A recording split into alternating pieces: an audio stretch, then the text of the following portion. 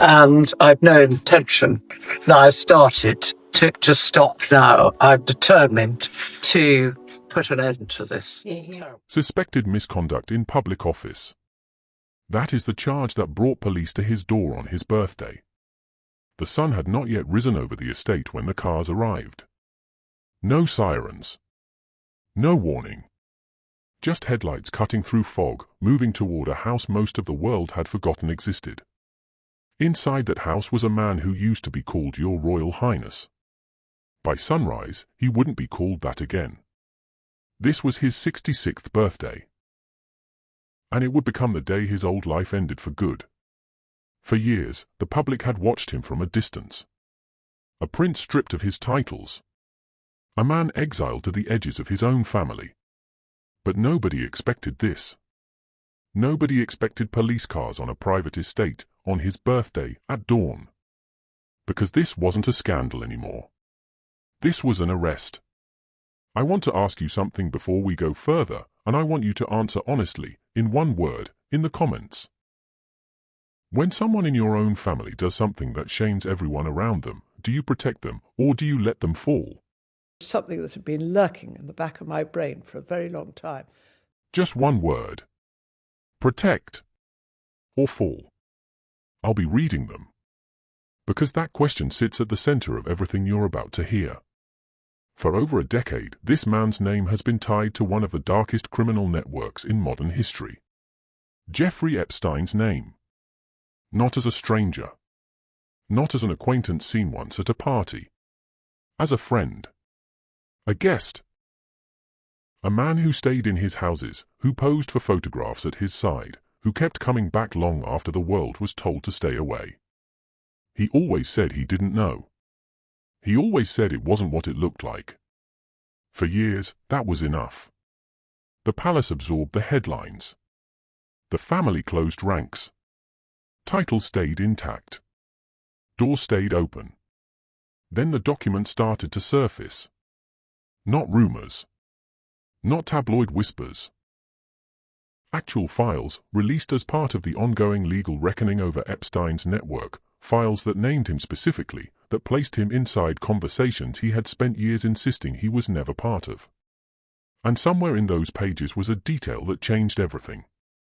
A suggestion that during his time as the United Kingdom's official trade envoy, a position built entirely on trust, on access, on the credibility of the Crown itself, he may have shared government information with Epstein. Not personal secrets. Not private gossip. Government information. Investigators have pointed to something specific. Correspondence that appears to show him forwarding copies of official trade reports, drawn up after a 2010 diplomatic tour of Southeast Asia, directly to Epstein once he returned home. You feel pain like no other pain, and you know that in your life it's going to be very difficult to. Sit with that detail for a second. This wasn't a personal letter. It wasn't a holiday photo shared between old friends. It was government paperwork, generated in his capacity as a trade envoy of the United Kingdom, sent to a man already known, even then, for exploiting exactly this kind of access. That is not a scandal of embarrassment. That is a question of national security. And that is precisely what British authorities moved to investigate. Suspected misconduct in public office.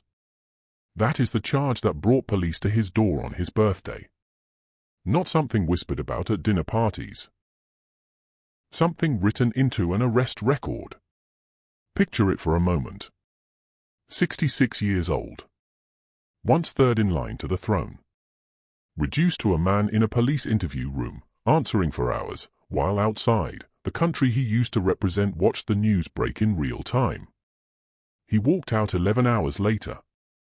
No handcuffs in the photographs. No perp walk for the cameras. But something had already changed the moment those doors opened. Something that no statement, no denial, no royal spokesperson could undo. Because for almost 400 years, no senior member of the British royal family had been arrested like this. 400 years. Say that number again in your head.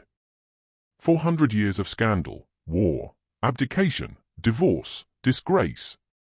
400 years, and it took this for it to finally happen. His brother, the king, was told almost immediately. It was anger, and I thought, why is this? Well, it was sort of boy. I thought it was an old man, was probably not a great deal older than me, but... And when Buckingham Palace finally spoke, they didn't defend him. They didn't excuse him. They gave the coldest, most careful sentence a monarch can give about his own blood. The law must take its course. 5 words. No warmth. No family loyalty on display. Just distance, chosen deliberately, in public, for the entire world to read between the lines of. King Charles said more than that, eventually, in a statement that carried the exact same careful distance. He said he had learned, with the deepest concern, the news about his brother, and that what followed now was the full, fair, and proper process, by which the matter would be investigated by the appropriate authorities in the appropriate manner. Notice the language. Not my brother. Not even his name. Just a process. A procedure. A machine grinding forward, indifferent to blood. That is the sound of an institution protecting itself. Because by February of 2026, the palace had already learned a lesson the hard way. They had learned it months earlier, when they made the extraordinary decision to strip him of his titles altogether. Prince. Duke of York. Every formal honor stripped from a man born into the direct line of succession. That had never happened to anyone this close to the throne either. And even that hadn't been enough. Because underneath all of it was a home. A grand, private residence called Royal Lodge, inside Windsor Great Park, where he had been living for 2 decades, paying what insiders called a peppercorn rent, a fraction of what the property was actually worth. He was made to give that up too. Which means that by the time those cars rolled up to Sandringham on his birthday morning, he had already lost his name. He had already lost his home. The arrest was simply what remained to be taken. Somewhere in London that same day, the family of a woman named Virginia Giuffre was hearing the news for the first time. She had accused him, years earlier, of the very allegations that had shadowed his entire adult life. She never lived to see this day. She died in 2025. Her family called the arrest a form of justice, finally arriving late. They said it plainly, without hesitation, that no one is above the law, not even royalty. That she had never truly been a princess's rival or a tabloid footnote, but a survivor, and that whatever came next, came for every survivor who never got to see this moment. Whether it was justice or simply consequence catching up with time is not something I can answer for you. But I can tell you this. On the morning of February the 19th, 2026, a prince became a suspect. And nothing that came after would ever put him back together the way he was before.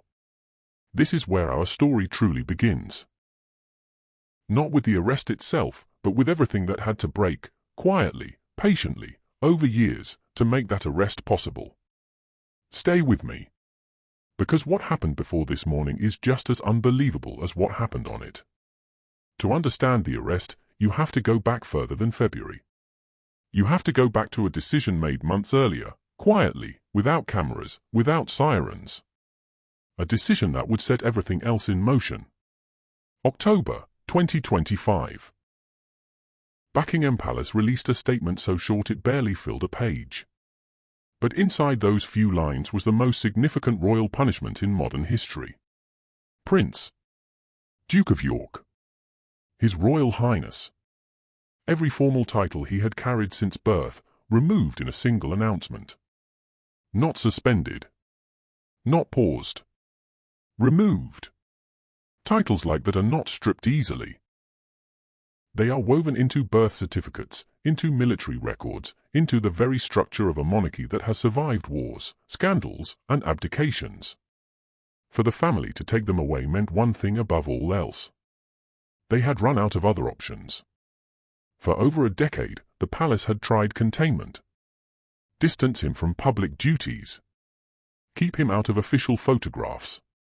Let time and silence do the work that no statement ever could. It didn't work.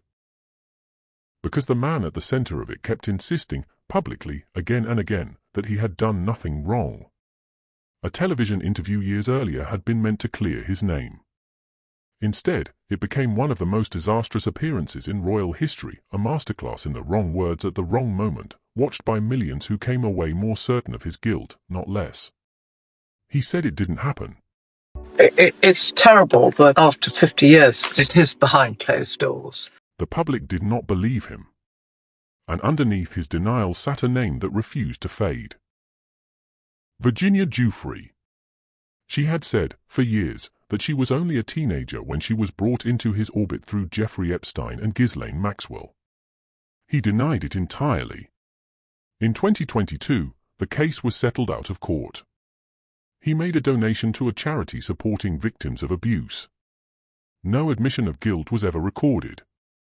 But settlements do not erase suspicion. They only postpone the reckoning. Let's slow down here for a moment, because this is where the story stops being about one man and starts being about an entire family's history of looking the other way. Long before the settlement, long before the interview, there was already a pattern. A pattern of proximity. Of photographs. Of names that kept appearing together, year after year, in places the public was never meant to see. Ghislaine Maxwell's name. Epstein's name. And his, threaded through both of them, again and again, for over a decade before anyone in an official capacity said the word Garest out loud. He was not a stranger swept up by association. He was a fixture. And fixtures do not disappear quietly. They have to be dismantled, piece by piece, by people who once had every reason to protect them. That dismantling had already started years before 2025, in ways the public barely noticed at the time. Whispers about his access being quietly reduced. Whispers about invitations no longer extended. Small erosions, easy to miss individually, impossible to miss once you line them all up. By the time the late Queen Elizabeth II passed, according to royal biographer Robert Hardman, she had already come to see her second son as vulnerable in a way that troubled her deeply. Hardman's account describes her preferential treatment of Andrew as landing on what he calls the short list of things she got wrong in an otherwise disciplined, decades-long reign. Think about that phrase for a second. A short list of things she got wrong. Out of 70 years on the throne, out of a lifetime spent managing crisis after crisis with almost inhuman composure, this is one of the few mistakes historians are willing to name. And her preference for protecting him is precisely what allowed the pattern to continue as long as it did. Meanwhile, one name kept resurfacing in his shadow, not as an accuser, but as an associate. Sarah Kellen, once Epstein's personal assistant, has said publicly that she dined with him at Buckingham Palace and attended his daughter Princess Beatrice's 18th birthday celebration. Sit with that for a moment. Not a rumor. Not a leaked document. A direct claim from someone who worked for Epstein himself, placing her inside Buckingham Palace at a family celebration alongside a prince of the realm. That is proximity the palace can no longer pretend didn't exist. And in 2026, a new biography arrived to make the picture even harder to look away from. Andrew Loney's book, entitled The Rise and Fall of the House of York, was released in May, promising details the family had spent years trying to keep buried. According to reporting on the book, it was already reshaping public understanding of exactly how deep and how long this pattern of behavior had gone unchallenged. I want you to notice something about timing here, because timing rarely lies. A tell-all biography in May. New unsealed documents in February. An arrest on his birthday. None of these things happened in isolation. Each one built pressure on the next, like water rising slowly behind a dam that was never designed to hold this much weight. And in the middle of all of it sits Ghislaine Maxwell, Epstein's longtime companion, now a convicted figure herself, who has invoked her Fifth Amendment right during congressional testimony related to the broader Epstein investigation. She has refused to answer. Which means whatever she knows about the years he spent inside that circle remains locked, for now, behind her silence. A silence that could break at any moment. And in 2025 and 2026, the reckoning arrived in the form of paperwork most people never think about. A lease. For over 20 years, he had lived in Royal Lodge, a 30-room mansion inside Windsor Great Park. Reports surfaced that he had been paying what insiders called a peppercorn rent, a token sum, a fraction of the property's true value, for 2 decades. While the public struggled with heating bills, a man who had already lost his titles was living in a mansion for almost nothing. That detail alone became impossible to defend. And it wasn't only the public who noticed. Activists from an anti-monarchy group called Republic staged a protest at the very gates of Royal Lodge, months before he was finally made to leave. Placards. Chants. A demand that a system built on inherited privilege finally answer for the privilege it kept extending to him specifically. Protest is one kind of pressure. But paperwork, in the end, is what actually moved him. So he was made to leave. Here is where I want you to notice something, because it matters more than it seems. He wasn't removed by police. He wasn't taken away in cuffs. He simply lost, piece by piece, everything that made him who he used to be. His title. Gone. His home. Gone. Even a private outdoor pool he once used, gone with the property itself, a small detail, but a telling one. A man who once had every comfort a royal residence could offer, now without so much as a place to swim. A London theatre that once used his former title in its records quietly removed it altogether. Small institutions, following the palace's lead, one by one, distancing themselves from a name that had become a liability rather than an honor. His place in the family's public life. Gone. And still, somehow, none of it was the end. Because for months later, in February of 2026, new documents surfaced. Files tied to the ongoing Epstein investigation, unsealed under what officials called the Epstein Files Transparency Act, a legal process that had been grinding forward in the United States for years. Nearly 3 million pages, released at once, containing images, emails, and records tied to the man who had already lost almost everything else. Buried inside them was a detail that turned personal disgrace into something far more serious. A suggestion that during his years as the United Kingdom's official trade envoy, he may have shared government information with Epstein himself. That single detail changed everything. Because disgrace is survivable.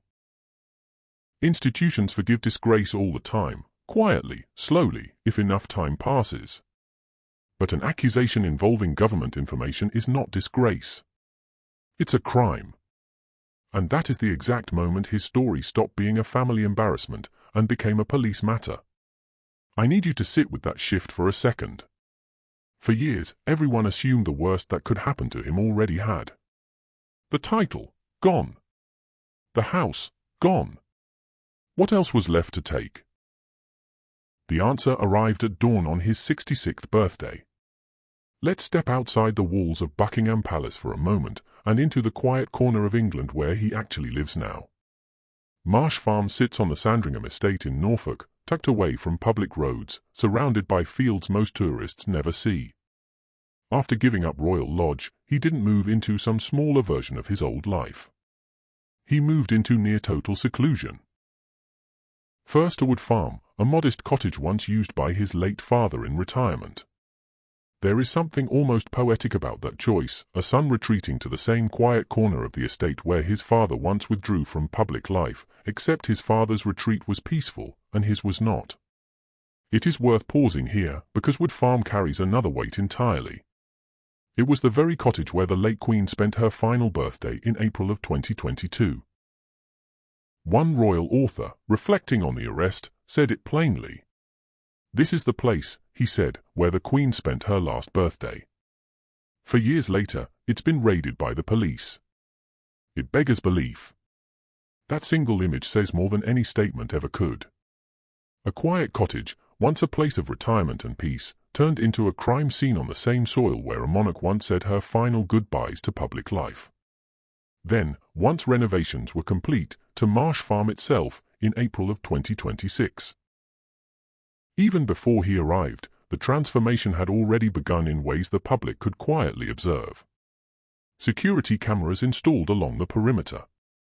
New lighting rigged along the approach roads. The no-fly zone that already protected Sandringham's airspace quietly extended to cover Marsh Farm as well, banning aircraft and drones from passing overhead. One fashion outlet, describing the move, called it bluntly a boggy exile. Even the small, mundane details of the property tell their own story. Reports noted the home came with the same issues found across the country. Potholed roads leading in.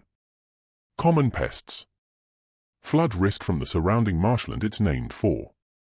Workmen were seen fitting grey blinds into the kitchen windows, installing satellite television, building new stable fencing out back for horses that, for now, remain mostly out of view. A prince, reduced to waiting on tradesmen to finish his internet connection in a farmhouse near a floodplain. Picture the distance for a moment. Not just the miles between Windsor and Norfolk. The distance between a 30-room mansion with royal grounds and a private farmhouse where he now lives largely unseen. He has become someone the family works around, not with. In June, the Order of the Garter service took place at Windsor Castle. It's one of the oldest ceremonies in British history, and for years he attended it, sometimes publicly, sometimes privately, as a member of the order itself. Not this year. He was banned. A royal source described it simply. He's used to watching his family celebrate without him. But this, they said, would be the hardest one yet. He was absent from Trooping the Colour as well, another ceremony he once stood at the centre of, now watching, if he watches at all, from a screen inside a farmhouse in Norfolk. He was missing, too, from the Chelsea Flower Show, an event that has quietly become a marker of who still belongs inside the family's public circle and who does not. Even his rare public appearances now carry an air of avoidance. At the Sandringham horse-driving trials, he showed up quietly to support a family member competing that day. He didn't linger. He didn't pose. Witnesses said he slipped in and slipped out, careful not to be seen standing beside his own brother. No photograph showed the two of them together. Let that detail sit with you. Two brothers, at the same event, on the same grounds, and not a single image exists of them together. That is not an accident. That is architecture. Someone, somewhere, made sure of it. Even family weddings have become a minefield of quiet calculations. When Peter Phillips married Harriet Sperling this year, several family members were notably absent from the celebrations. Not because of any public feud, but because presence itself had become a kind of statement, and for some, absence was simply safer. And even away from the cameras, away from royal events entirely, trouble kept finding him. Earlier this year, while walking near his home, he was allegedly chased and threatened by a stranger. A man has since been charged with using threatening and abusive behavior, accused of running toward him shouting, forcing him to flee toward his car before police intervened. That case is scheduled to be heard later this month, and he is expected to give evidence remotely, from a distance, the way almost everything in his life now happens. Even his own safety has become something managed from afar. Then, in June, a photograph circulated of him driving near his home with a visible bruise across the side of his face. Speculation spread instantly. A source close to him insisted it was nothing serious, tied to routine medication, no cause for concern. But notice what that moment reveals. A man who once commanded palaces now has his bruises photographed through a car window, and explained by unnamed sources, because there is no one left standing beside him to explain it any other way. There was even a strange, almost theatrical postscript to the arrest itself. Days after the photograph of him leaving custody went public, activists mounted a framed copy of it on a wall inside the Louvre, in Paris, for exactly 15 minutes, before museum staff took it down. A caption beneath it read simply, "He's sweating now." Whatever you make of the stunt, it tells you something about how far his image had already fallen. From a prince photographed on palace balconies, to a viral arrest photo hung, however briefly, beside the world's great masterpieces, as a punchline. When King Charles said the law must take its course, most people heard a monarch distancing himself from scandal. But listen again. That sentence wasn't just about the law. It was about a family choosing survival over sentiment. Choosing the institution over the individual who once stood at its center. because the king is not the only one making that choice. According to Hardman's reporting, Prince William has developed a reputation inside palace circles as something of a hardliner on questions like this one. Someone with far less patience than his grandmother ever had for keeping the family's most damaging members close. Some royal experts have gone further still, suggesting that William now views his uncle, and even his uncle's former wife, Sarah Ferguson, as an active threat to the monarchy's long-term standing. One King Charles has increasingly moved to freeze out entirely, rather than manage quietly the way his mother once did. If that reputation holds, then everything happening to him now, the bans, the missing photographs, the quiet exile to Norfolk, may not simply be the king's doing. It may be the shape of things to come under the next reign entirely. I have to ask you something now, and I want you to really think before you answer, not comment out of instinct. If someone you loved for your entire life turned out to have crossed a line this serious, would loyalty to them still feel like the right thing to hold on to? Yes or no? Tell me honestly. Because his own daughters are living that question in real time. Princess Beatrice and Princess Eugenie did not choose this exposure. They were children when their parents' choices first made headlines, and now, as adults with families of their own, they are still explaining, defending, distancing, absorbing a version of scrutiny that was never theirs to carry. Reports describe their situation as an unraveling storm. Not a single event. A continuous, grinding pressure that follows them into weddings, into public appearances, into rooms where their surname alone changes the temperature. One line from the coverage has stayed with people longer than most. A reminder that institutions like this one protect powerful men and leave the people they harm to carry the weight instead. It's a sentence that could apply just as easily to two daughters watching their father's name become a punchline as it does to any of the women who came forward first. Even celebrations aren't simple anymore. When one cousin married this year, several family members were notably absent. Not because of feuds announced publicly, but because presence itself had become a kind of statement, an absence, a quieter one. Every family gathering now carries an unspoken calculation. Who attends? Who doesn't? What each choice will be read to mean by a public that is always watching. And running parallel to all of this is another exile entirely. Prince Harry, estranged from the family for different reasons, existing on the opposite edge of the same institution, another son who no longer quite fits inside the picture the palace wants the world to see. Two separate departures.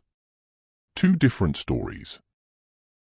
But the same institution, quietly rearranging itself around both absences, as though practicing for a future with fewer people standing in the frame.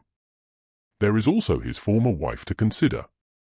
Sarah Ferguson, the Duchess of York, shared a home with him for years even after their divorce, an arrangement that always struck outsiders as unusual, but one that clearly meant something to both of them. His relocation to Norfolk has quietly altered even that long-standing domestic arrangement, one more thread of his old life, loosened rather than fully severed, but changed all the same. She has not vanished from public life entirely. Reports place her, in recent months, retreating to the Austrian Alps, keeping a visible distance from the country where her name is once again being dragged through headlines she cannot control. Meanwhile, the legal story is far from finished. The investigation into misconduct in public office remains active. No charges have been formally filed as of now. Files continue to surface from the broader Epstein case, and each new release carries the possibility of exposing something no one has accounted for yet. Reports have referenced a list containing close to 2,000 names connected in some way to Epstein's circle, associates, employees, potential witnesses among them. Being named on a list like that does not mean guilt. Investigators have been careful to stress the distinction publicly. But it does mean scrutiny. And scrutiny, once it starts, rarely moves in only one direction. Nobody, not the palace, not the lawyers, not the family members trying to hold what's left together, knows exactly what those next documents will contain. That uncertainty is the real story here. Not a single dramatic reveal, but a slow, ongoing exposure, one document at a time, each one capable of reopening wounds the family thought had finally closed. So where does that leave him now? A man once third in line to the throne. stripped of his titles, removed from his home, banned from ceremonies he attended his entire life, living quietly on a farm most people will never see, appearing in public only long enough to be photographed leaving, under investigation but not yet charged, disgraced but not yet finished. Because in stories like this, the ending rarely arrives all at once. It arrives slowly. A ban here, a missing photograph there, a quiet farmhouse replacing a palace, one lost title at a time. The crown has made its choice already, even if it never says so out loud. It will survive. Whether he does, in any form the public still recognizes, is a very different question. One that no statement from Buckingham Palace has been able to answer yet. And that is exactly where our next investigation picks up. Because there is one detail connected to this case that we have not told you yet. A specific name, tied to a specific set of files still under seal, that insiders believe could surface within the coming months and could implicate someone far closer to the throne than anyone has been willing to say out loud. We are already tracking it. Come back for the next chapter of this story, because what happens when those files finally open may be the moment this entire investigation changes forever.